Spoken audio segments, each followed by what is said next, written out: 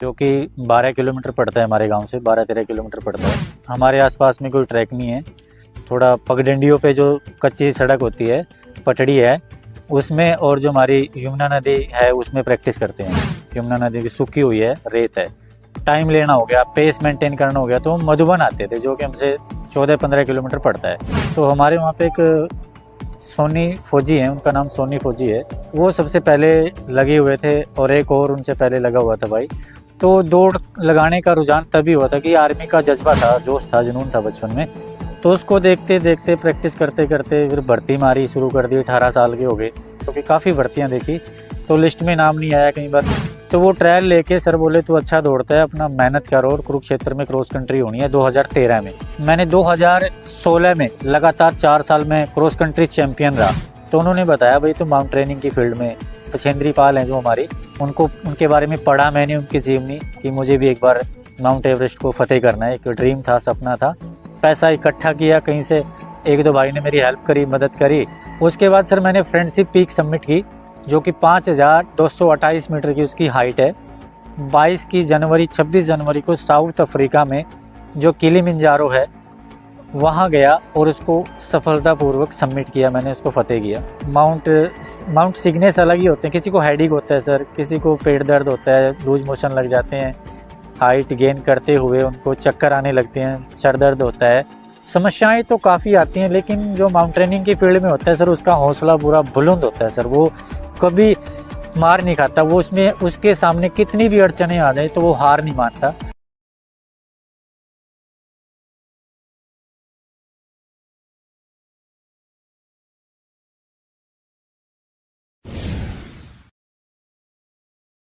मेरा नाम अशोक है और मैं हरियाणा के ज़िला करनाल से रहने वाला हूँ, और उसमें मेरा गांव सदरपुर है, तहसील गरौंडा है मेरी। और मैं मधुबन प्रैक्टिस के लिए आता था, जो कि 12 किलोमीटर पड़ता है हमारे गांव से, 12-13 किलोमीटर पड़ता है। उससे पहले मैं, हमारे आसपास में कोई ट्रैक नहीं है। थोड़ा पगडंडियों पे जो कच्ची सड़क होती है, पटड़ी है, उसमें और जो हमारी यमुना नदी है उसमें प्रैक्टिस करते हैं हम। यमुना नदी की सूखी हुई है, रेत है, तो वहाँ प्रैक्टिस करते थे। बाकी तो मधुबन आते थे टाइम ट्रायल लेने के लिए अपना, जब भी रेपटेशन लगानी होगी या हमें टाइम लेना हो गया, पेस मेंटेन करना हो गया, तो हम मधुबन आते थे जो कि हमसे 14-15 किलोमीटर पड़ता है। तो वहाँ प्रैक्टिस के लिए आते थे सर हम। शुरुआत सर देखो, हमारे ना वहाँ पे आर्मी का क्रेज़ है थोड़ा। तो हमारे वहाँ पे एक सोनी फौजी हैं, उनका नाम सोनी फौजी है, तो वो सबसे पहले लगे हुए थे और एक और उनसे पहले लगा हुआ था भाई। तो दौड़ लगाने का रुझान तभी हुआ था कि आर्मी का जज्बा था, जोश था, जुनून था बचपन में। तो उसी को देखते हुए मैं रेस लगाता था सड़क पे, पटड़ी पे। तो उसको देखते देखते प्रैक्टिस करते करते फिर भर्ती मारी शुरू कर दी। 18 साल के हो गए। फिर उसके बाद आर्मी में कम से कम टेरिटोरियल आर्मी की और बीआरओ की काफ़ी भर्तियाँ देखी, तो लिस्ट में नाम नहीं आया कई बार। तो उसके बाद फिर मैं कॉलेज में आ गया 2012 के बाद 13 में। ज्ञानपुरा कॉलेज से मैंने पढ़ाई करी, ग्रेजुएशन वहीं से करी, आर्ट से ग्रेजुएशन की मैंने। तो उसी में रहते रहते हमारे पीटीआई सर थे, दिलजीत सर थे, उन्होंने हमारा ट्रायल लिया 10 किलोमीटर का। तो उस टाइम मैंने 34 मिनट की लगाई थी 2012 में। तो वो ट्रायल लेके सर बोले तू अच्छा दौड़ता है, अपना मेहनत करो, और कुरुक्षेत्र में क्रॉस कंट्री होनी है 2013 में। तो उसमें आपका ट्रायल होगा, सारी कॉलेजों के बच्चे यूनिवर्सिटी में दौड़ेंगे। तो उसमें पहले 12 में आना है। अगर आप पहले 12 में आओगे तो उनका कैंप लगेगा ऑल इंडिया के लिए। तो मैं पहले 12 में आया, उस टाइम ऑल इंडिया का कैंप लगा। वो कैंप लगा होने के बावजूद उस कैंप के 1 महीने के अंदर अंदर हमारे श्री बलदेव कोच साहब थे, हमारे श्री बलदेव जी उनका नाम था। तो उन्होंने ऐसी ट्रेनिंग कराई, मैं तीसरे स्थान पर आ गया था उन 12 में से। उसी साल 2013 में हमारा मेडल आया क्रॉस कंट्री में। कुरुक्षेत्र यूनिवर्सिटी का 2013 के बाद कोई मेडल नहीं आया एथलेटिक्स में आज तक भी। और कुरुक्षेत्र यूनिवर्सिटी में मैंने 2016 में लगातार 4 साल में क्रॉस कंट्री चैंपियन रहा। लगातार जितनी बार भी क्रॉस कंट्री हुई लगातार फर्स्ट आया मैं। उसके बाद एथलेटिक मीट में पहला व्यक्ति ऐसा हूँ मैं जो करनाल का ऐसा व्यक्ति पहला हूँ जो बेस्ट एथलीट चुना गया था कुरुक्षेत्र यूनिवर्सिटी में। उसके बाद पहला ऐसा एथलीट हूँ जो करनाल का जिसका 21 किलोमीटर का आज भी रिकॉर्ड कायम है, 1 घंटा 7 मिनट 50 सेकंड का, 21 किलोमीटर का। तो ये कुछ छोटी छोटी सी उपलब्धियाँ थी। उसके बाद मैं तैयारी करता रहा, ओपन कैटेगरी में आ गया क्रॉस कंट्री में। तो नेशनल खेल के आया, नागालैंड खेल के आया, मणिपुर, सिक्किम, कन्याकुमारी, बेंगलुरु, तो काफ़ी जगह क्रॉस कंट्री खेली मैंने। तो उसके बाद मैं करनाल आ गया था। करनाल आने के बाद मैंने खुद की तैयारी करी, तो तकड़ी बढ़िया अच्छी परफॉर्म पीक पे थी उस टाइम। तो मेरी नी में इंजरी आ गई। नी में इंजरी आने के बाद होता क्या है, मैं रेस्ट हो गया। मैं कहा भाई ख़त्म हो गया सब कुछ, लाइफ ख़त्म हो गई, अब कुछ नहीं है, ऐसा मोड़ आ गया लाइफ का। तो हमारे एक सर थे, वो यहीं पे मिले थे, आर्मी की क्या, वो पुलिस में हैं और उसकी ट्रेनिंग करने आते थे स्पोर्ट्स की। तो उन्होंने बताया भाई तुम माउंट ट्रेनिंग की फील्ड में देख ले ट्राई। वैसे मेरा ड्रीम भी था कि हम बछेंद्री पाल हैं जो हमारी, उनके बारे में पढ़ा मैंने, उनकी जीवनी, कि मुझे भी एक बार माउंट एवरेस्ट को फतेह करना है, एक ड्रीम था, सपना था। तो कुछ वो सर मिल गए, इंजरी आ गई। तो फिर मैं बेसिक कोर्स की मैंने सोची, पैसा इकट्ठा किया कहीं से, एक दो भाई ने मेरी हेल्प करी, मदद करी, तो मैं बेसिक कोर्स के लिए रवाना हो गया अटल बिहारी वाजपेयी इंस्टीट्यूट जो कि मनाली में है। 2018 में मैंने अप्लाई किया और वहाँ से मैंने बेसिक कोर्स किया। बेसिक कोर्स मैंने ए ग्रेड से सर्टिफिकेट मिला और मैं सम्मानित किया गया। उसके बाद फिर सर मैंने रॉक क्लाइंबिंग के कोर्स किए 2019 में। वो माउंट आबू स्वामी विवेकानंद इंस्टीट्यूट कराती है, जहाँ से मैंने बैक टू बैक कोर्स करे। स्वामी विवेकानंद में बेसिक कोर्स रॉक क्लाइंबिंग और एडवांस कोर्स रॉक क्लाइंबिंग, और फिर वहाँ पे मैंने इंस्ट्रक्टर कोर्स किया, कोचिंग का उसे बोलते हैं। तो तीनों कोर्स मैंने ए ग्रेड से किए हुए। उसके बाद फिर सर मैं 2020 में करके आया था एडवांस कोर्स। 2020 में नहीं, 20 में कोरोना काल चल गया था, 19-20 में। उसके बाद 22 में मैंने किया एडवांस कोर्स, जो कि उत्तर काशी से किया, नीम से। वहाँ भी मेरा ए ग्रेड आया। उसके बाद सर मैंने फ्रेंडशिप पीक सबमिट की, जो कि 5228 मीटर की उसकी हाइट है। फ्रेंडशिप पीक हमारी मनाली में पड़ती है, हिमाचल में। उसको सबमिट किया सर। उसके बाद फिर मैं 2022 की 26 जनवरी को साउथ अफ्रीका में जो किलिमंजारो है वहाँ गया और उसको सफलतापूर्वक सबमिट किया, मैंने उसको फतेह किया सर। उसके बाद उसमें काफ़ी मेरे गांव का, मेरे दोस्तों का अच्छा सहयोग रहा, जिनकी वजह से मैं उसे सफलतापूर्वक सबमिट कर पाया। और लोगों ने आने के बाद मेरा स्वागत किया, वेलकम किया। मेरे परिवार वाले थे उसमें, माताजी पिताजी, उन्होंने मेरा पूरा सहयोग किया। और मेरे गांव के सुलेख जी, लखविंदर जी, हमारे गांव के सरपंच तुलसी जी, उन्होंने बहुत अच्छा सहयोग किया मेरा। और मेरे चाचा ताऊ के लड़के, सब ने मेरा अच्छा सहयोग किया मेरे स्वागत के लिए, अच्छा स्वागत किया, अच्छा वेलकम किया। और उसके बाद फिर सर मैंने माउंट यूनम जो 6111 मीटर की उसकी हाइट है, वो मनाली में पड़ती है, हिमाचल प्रदेश में। तो उसको भी मैंने सफलतापूर्वक सबमिट किया। उसके बाद सर हमने DKD2 पीक है, वो भी उत्तरकाशी में है, उसको सबमिट किया। 3 से 4 चोटियाँ ये फतेह की हुई हैं मैंने। सर आगे भी मेरा यही सपना है कि एक बार मैं माउंट एवरेस्ट को फतेह करूं। उसके लिए थोड़ा अमाउंट ज़्यादा लगता है, 30 से 35 लाख रुपए लगता है। और उसके लिए एलिजिबिलिटी मेरी सारी पूरी हैं। बस थोड़ा सा यही है, स्पॉन्सर कहीं ना कहीं से अगर मिल जाए तो मैं खुशी खुशी उसको सबमिट करूँगा। एक यही छोटा सा ड्रीम है। स्पॉन्सर नहीं मिल पा रहा है किसी कारणों से। और पिताजी किसान हैं। थोड़ी सी पिछली बार क्या हुआ, यमुना नदी में ज़्यादा पानी आ गया था, बाढ़ के कारण सारा गन्ना जो हमारा था वो फसल गिर गई थी, पानी में नष्ट हो गई थी। तो भी दोबारा तैयार किया उनको। फिर ऐसा ही है किसान का, थोड़ा सा जमुना के किनारे, हमारी नदी के किनारे ज़मीन है, तो सही बजट नहीं बन पाता। तो स्पॉन्सर की आस है। स्पॉन्सर मिलते ही उत्साह से मैं माउंट एवरेस्ट पे अपना तिरंगा झंडा फहराऊँगा और सबमिट करूँगा। तो सर ये कुछ हमारी उपलब्धियाँ थी जो मैंने आज तक की हैं। सर एक तो जैसे मैं मेरे गांव के लेवल पे था, मेरे पास सबसे पहले इक्विपमेंट नहीं थे। इक्विपमेंट के जैसे सबसे पहले तो मेन चीज़ ट्रैक नहीं था, ऐसे ही सड़कों पे दौड़ते थे। जूते हमारे पास सेगा के होते थे और गोल्ड स्टार के शूज़ होते थे। स्पाइक्स में नहीं दौड़े कभी, क्या होता है स्पाइक्स का नहीं पता था। तो उस टाइम इन चीज़ों की ज़्यादा इक्विपमेंट की दिक्कत आई, ग्राउंड की दिक्कत आई। तो धीरे धीरे फिर हम इतनी दूर आते थे, सर्दियों में गर्मियों में मधुबन आते थे, जो कि हमसे 15 किलोमीटर दूर पड़ता है। तो सर दूसरी दिक्कत क्या आई, हमें थोड़ा डाइट का भी रहता था इशू, क्योंकि उसमें अच्छा प्रोटीन, ग्लूकोज, विटामिन वो चीज़ें हमें टाइम पे नहीं मिल पाई। जो होता था अपना चने वगैरह खा लिए, थोड़े बादाम कहीं ना कहीं से पिताजी ने दिलवा दिए तो दिलवा दिए, नहीं तो नहीं सही। तो ये दिक्कतें का सामना एथलीट को करना ही पड़ता है, जो हमारे आस पड़ोस के गाँव के होते हैं।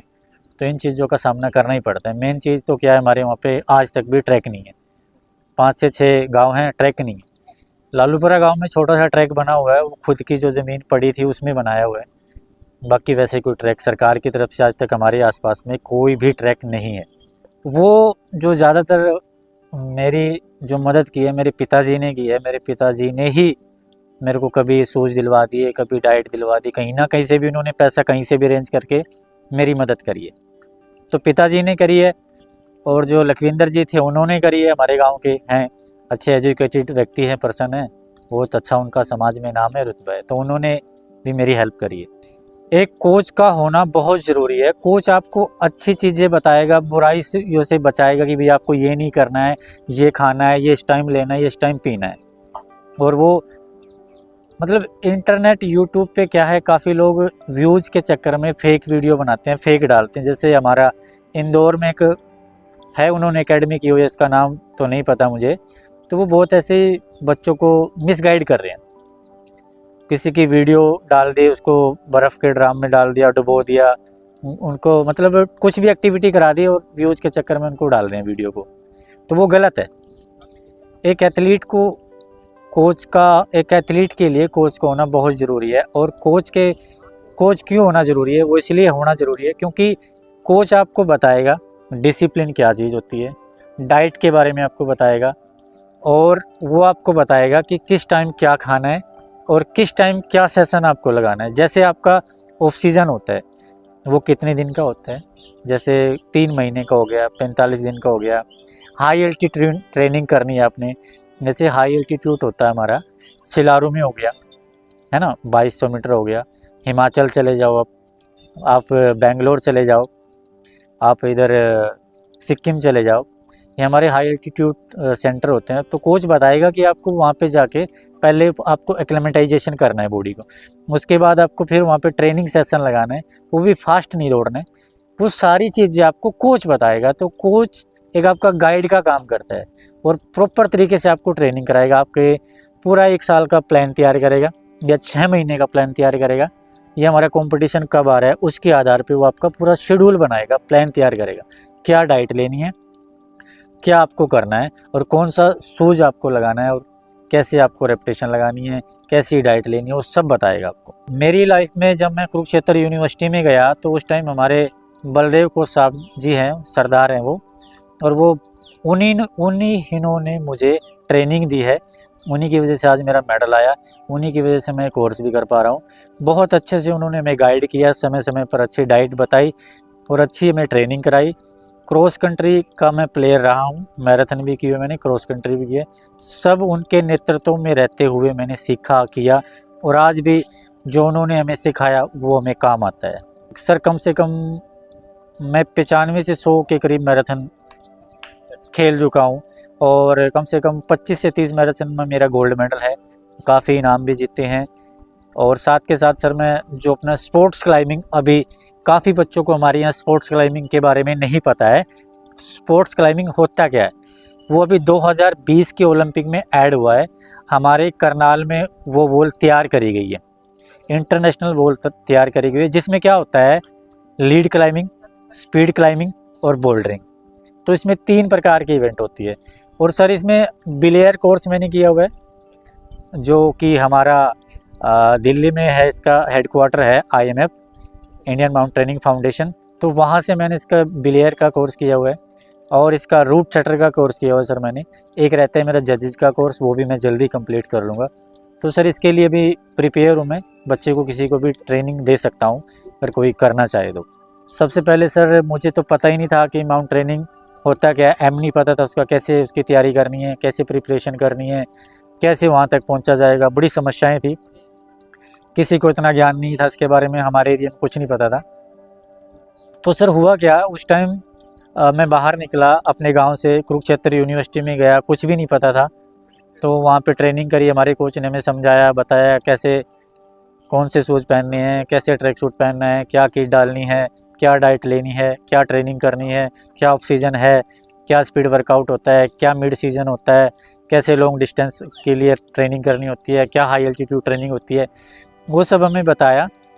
और न्यूट्रिशन के बारे में थोड़ा समझाया, फिजियोथेरेपिस्ट क्या होता है थोड़ा वो भी बताया। हमारे सर ने काफ़ी चीज़ें ये बताई। तो उसके बाद सर क्या हुआ, माउंट ट्रेनिंग का आप पूछ रहे थे, वो मैं आपको बता रहा हूँ। तो सर मैंने कुछ यूट्यूब पे सर्च किया, इसके बेसिक कोर्स होते हैं। एक हमारे करनाल के ही हैं, रसूलपुर गांव से हैं, हमारे सीनियर सुनील भाई हैं, सुनील रोहिला। उन्होंने माउंट एवरेस्ट फतेह किया हुआ है। उन्होंने माउंट एवरेस्ट के पास में ही है, क्या नाम है उनका, लोत्से है, कामेट है। तीनों चोटियों को उन्होंने सबमिट किया हुआ है सफलतापूर्वक, बहुत अच्छे से। वो तेंजिंग नोर्गे अवार्ड के लिए भी सम्मानित किए जाने चाहिए मेरे हिसाब से, तो क्योंकि उन्होंने सतोपंथ पीक हो गई और माउंट अपने 7000 मीटर की चोटियाँ हो गई जो अपने इधर जम्मू कश्मीर में है। तो काफ़ी चोटियाँ उन्होंने फ़तेह की हुई हैं। बेसिक एडवांस कोर्स उन्होंने कंप्लीट किया हुआ है। तो हमारे करनाल ज़िले का उन्होंने खूब नाम रोशन किया हुआ है, हमारे हरियाणा का, हमारे देश को रिप्रेजेंट कर चुके हैं। तो कुछ उन्होंने बताया, उनकी वजह से हम ये चीज़ें सीखे। तो फिर मैंने बेसिक कोर्स किया, एडवांस कोर्स किया, रॉक क्लाइंबिंग के कोर्स किए, फिर मैंने किलिमंजारो को फ़तेह किया, फिर चोटियों को फ़तेह किया। अभी मैं एवरेस्ट की तैयारी कर रहा हूँ सर, जिसके लिए मुझे स्पॉन्सर की दिक्कत हो रही है ज़्यादा। देखो एथलीट पहले से ही फिट होता है, एथलीट को इतनी ज़्यादा समस्या नहीं आएंगी। एथलीट को नहीं आती माउंट ट्रेनिंग में समस्या। अगर एथलीट चाहे तो इस फील्ड में आ सकता है कोई भी एथलीट। उसमें क्या होता है, बस थोड़ा सा उसके लिए प्रिपेयर होना पड़ता है कि कितना वेट उसमें उठा के लेके चलना है, ट्रैकिंग पे चलना पड़ता है, और प्रॉपर आप पानी लेके साथ में चलो, अपना टेंट पिचिंग का सामान लेके चलना पड़ता है, आपकी रोप होगी, कैराबिनर्स हो गए, डिसेंडर हो गए, काफ़ी चीज़ें, मतलब आपके ठंड से बचने के लिए माइनस टेम्परेचर के आपके ट्रैक सूट हो गए, रक्षक बैग हो गया। बहुत सी चीज़ें ऐसी हैं जो ऊपर जाके काम आती है। आपके क्रैम्पोन हो गए, स्नो बूट हो गए, और आपके क्लाइंबिंग शूज़ हो गए, और आपके ट्रैकिंग शूज़ हो गए। ये सब चीज़ें जो हमारे इसमें माउंट ट्रेनिंग के फील्ड में यूज़ होते हैं। तो सर ये चीज़ें होती हैं। तो सर ज़्यादातर बताना चाहूँगा, माउंट ट्रेनिंग की फील्ड में हाइट पे जाके कई व्यक्तियों को क्या होता है, अलग अलग बॉडी होती है सभी की। किसी को माउंट सिकनेस अलग ही होते हैं, किसी को हेडेक होता है सर, किसी को पेट दर्द होता है, लूज मोशन लग जाते हैं, हाइट गेन करते हुए उनको चक्कर आने लगते हैं, सर दर्द होता है। तो बेसिकली मुझे तो कोई दिक्कत नहीं हुई। थोड़ा बहुत हेडेक सभी को होता है, थोड़ा बहुत। तो वो होता है कि कोई व्यक्ति डायरेक्ट चढ़ते ही जा रहा है, अपनी बॉडी को एक्लेमेटाइजेशन नहीं करता है, तो वो दिक्कतें उनको आती है जो बॉडी को एक्लेमेटाइजेशन नहीं करते हैं। लगभग आप पहले से ही प्रिपेयर होके आते हो।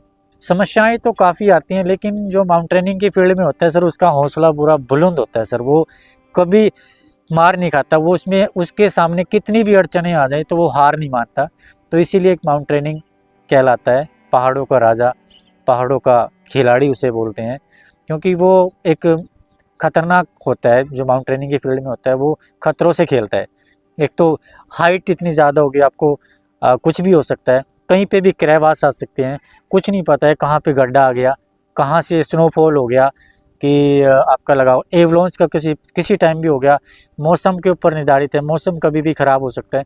तो ये चीज़ों का सामना हमें करना पड़ता है। बाई चांस कोई भी दिक्कत होगी तो हम घबराते नहीं, हम उसका सामना करने के लिए तैयार रहते हैं।